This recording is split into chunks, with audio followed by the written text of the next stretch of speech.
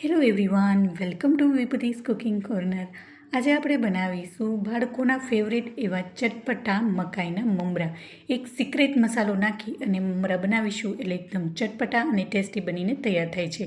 જો તમને આજની મારી રેસીપી ગમી હોય તો વિડીયોને લાઇક કરી શેર કરી દેજો ને મારી ચેનલને સબસ્ક્રાઈબ ના કરી હોય તો પ્લીઝ સબસ્ક્રાઈબ કરજો ને બાજુમાં આવેલું બેલ આઇકન બટનને પ્રેસ કરજો જેથી આવનારી નવી રેસીપીના નોટિફિકેશન સૌથી પહેલાં તમારા સુધી મળી રહે. તો ચાલો બનાવવાનું શરૂ કરીએ. સાંજની નાની મોટી ભૂખ માટે ખૂબ જ ટેસ્ટી અને ચટપટા એવા મકાઈના મસાલેદાર મમરા બનાવવા માટે અહીંયા મેં 30થી 40 ગ્રામ જેટલા મકાઈના મમરા લીધા છે અને મકાઈના મમરાને આવી રીતના ચારણામાં લઈ અને સારી રીતના પહેલાં સાફ કરી લીધા છે એટલે જે પણ એમાં કચરો હોય તે દૂર થઈ જાય. હવે આ મમરાને આપણે શેકીશું તો તેના માટે એક જાડી તળિયાવાળી કડાઈ અને એકદમ પોળી કડાઈ હોય તેવી પસંદ કરીશું અને 3થી 4 ટેબલસ્પૂન જેટલું ઓઇલ લઈશું. અહીં માત્ર 3થી 4 ટેબલસ્પૂન ઓઇલની જરૂર પડશે, વધારે તેલની જરૂર નહીં પડે. અને આ મકાઈના મમરા છે તમે ડાયટમાં પણ લઈ શકો છો. જો તમને ઓઇલ ન અવોઇડ કરવું હોય તો તમે ઓઇલની જગ્યાએ ઘીનો પણ યુઝ કરી શકો છો અને ઘીમાં પણ શેકી શકો છો. હવે તેલને હલકું એવું ગરમ થવા દઈશું, વધારે ગરમ નહીં થવા દઈ. હલકું એવું તેલ ગરમ થઈ ગયું. હવે તેમાં 1/4 ચમચી હિંગ, 1/4 ચમચી હળદર પાવડર અને અડધી ચમચી લાલ મરચું પાવડર અને 1 ચમચી સિક્રેટ મસાલો એટલે કે મેગીનો મસાલો ઉમેરી મિક્સ કરી અને તુરત જ આ સ્ટેજ ઉપર આપણે ગેસની ફ્લેમને બંધ કરી દઈશું. જો ગેસની ફ્લેમ ચાલુ હશે તો આપણા બધા જ મસાલા છે એ બળી જશે. એટલે થોડી વાર માટે આપણે ગેસની ફ્લેમને બંધ કરી દીધી. ચમચીથી બધા જ મસાલાને સારી રીતના મિક્સ કરી લીધું. હવે જે આપણે સાફ કરેલા મકાઈના મમરા છે તે તેમાં ઉમેરી દઈશું. હવે આ સ્ટેજ ઉપર ગેસની ફ્લેમને આપણે મીડિયમ કરી અને ચાલુ કરી લઈશું. હવે તેમાં અડધી ચમચીથી પણ ઓછું એટલે કે સ્વાદ પ્રમાણે મીઠું ઉમેરીશું અને એકદમ લો ફ્લેમ પર એને શેકીશું અને ચમચાની મદદથી સારી રીતના મિક્સ કરીશું. જો વધારે હાઈ ફ્લેમ પર શેકીશું તો આપણા મસાલા બળી જશે અને મકાઈ છે એના મમરા છે એ સારી રીતના શેકાશે નહીં અને બળી જશે. એટલે એકદમ લો ફ્લેમ પર જ આપણે એને શેકીશું. એટલે જેમ વ્યવસ્થિત શેકેલા હશે તો એકદમ કુરકુરા ક્રિસ્પી બનીને તૈયાર થશે.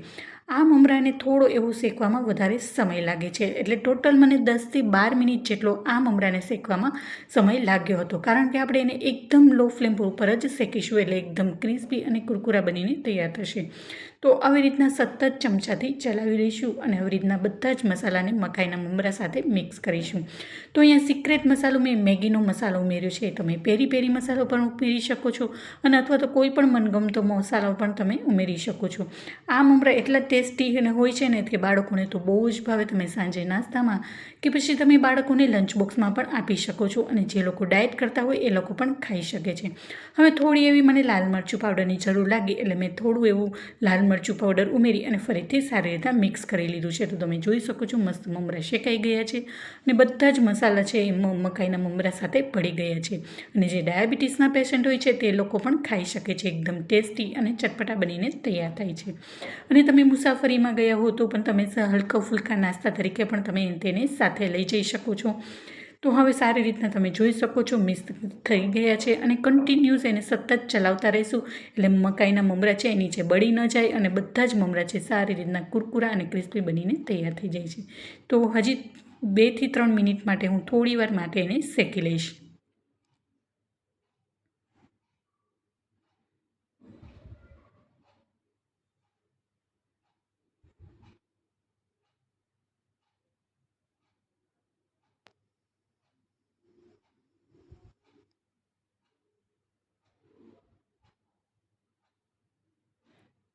હજી થોડા એવા મમરા અંદરથી કાચા છે એટલે ફરીથી હું 3 મિનિટ માટે એને આવી રીતના ચલાવતી જઈશ અને શેકી લઈશ.